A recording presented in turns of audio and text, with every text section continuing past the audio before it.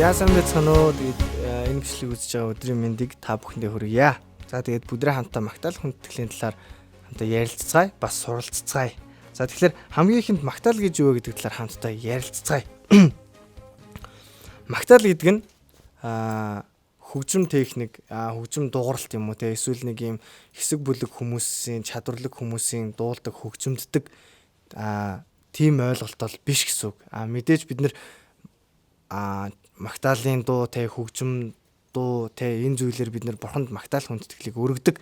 Энэ маань нэг хэсэг гэсэн үг. Энэгээр бид нэр бурханд өргөх магтаал хүндэтгэл залбирлыг бид нэр хязгаарлаж, хайрцаглаж болохгүй гэсэн үг.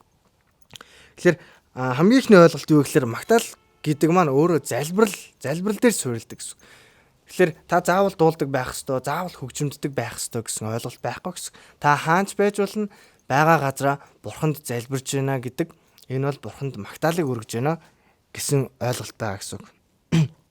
За дараагийн ойлголт нь юу гэхээр бүх амьдралаараа ажлынхаа талбар тэ хийж байгаа бүх зүйлсээрээ бурхны алдрын төлөө, бурханд таалагдахын төлөө хийх нь энэ маань бурханд өргөж байгаа магтаал хүндэтгэлийн хамгийн том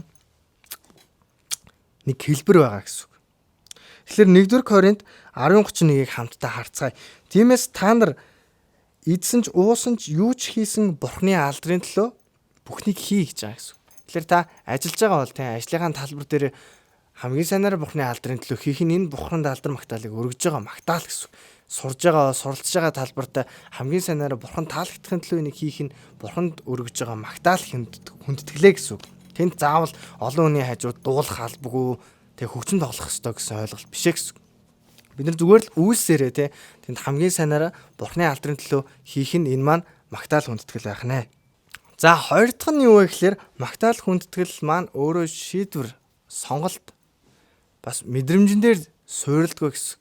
Ерөн мэдрэмжэн дээр суурилдаг бол энэ бол яг цэвэр магтаал хүндэтгэл гэхэд бол ер нь хэцүү гэсэн үг.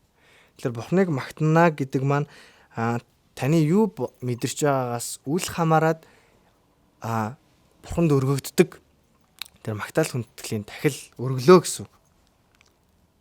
Тэгэхээр магадгүй ажлынхаа талбар дээр ямар нэгэн зүйлийг шударгаар хийж байгаа талбартаа тэр мессен дээр шударгаар хийх гэхэд нөгөө талаас шудрах биш аргалчих гэсэн эвтэхийн аргалаад нэг ингээд хийчих гэсэн тиймэрхүү кейс, тиймэрхүү нөхцөл байдал үүсэх ч юм уу тэр үед магадгүй бидний дотор хин нэг хуураад ч юм уу мэхлээд хийчих ч юм уу тиймэрхүү сэтлүүд мэдээж төрдөг Гэхдээ тэр үед бид нар бурхны үгийн дагуу бид нар шийдвэр гаргаж яг тэнд буруу аргаар мөнгө олох уу, эсвэл буруу аргаар тэнд шийдвэр гаргах уу, буруу хүнийг дагах уу, эсвэл бурхны үгийн дагуу бид нар шийдвэр гаргаж тэнд урагшаа алах уу гэдэг маань энэ бол шийдвэр, энэ бол магтаал хүндэтгэл гэсэн. Бид нар бурхны талд тэнд зөв талд хэцүүч байсан бурхны үгийн дагуу бид нар шийдвэр гаргах үед тэнд бид нар бурханд магтаал хүндэтгэл өргөж байна гэсэн.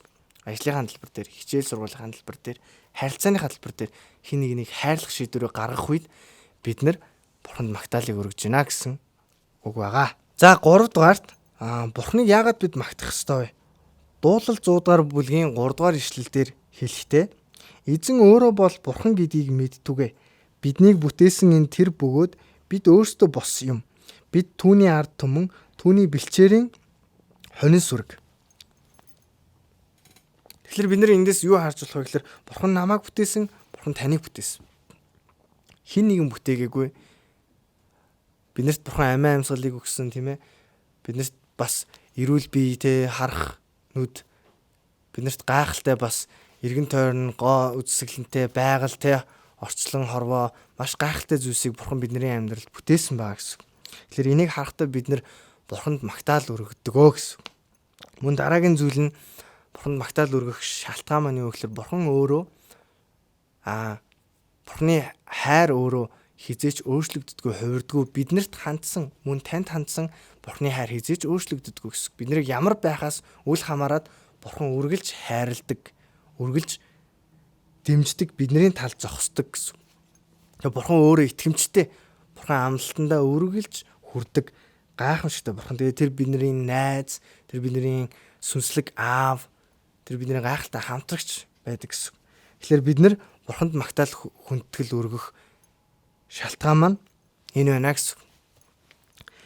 За тэгээд бүгдээ хамтдаа хэсэг хугацаанд ч гэсэн Бурханд өргөх магтаалын талаар, магтаал хүндэтгэлийн талаар хамтдаа ярилцлаа, бас суралцлаа.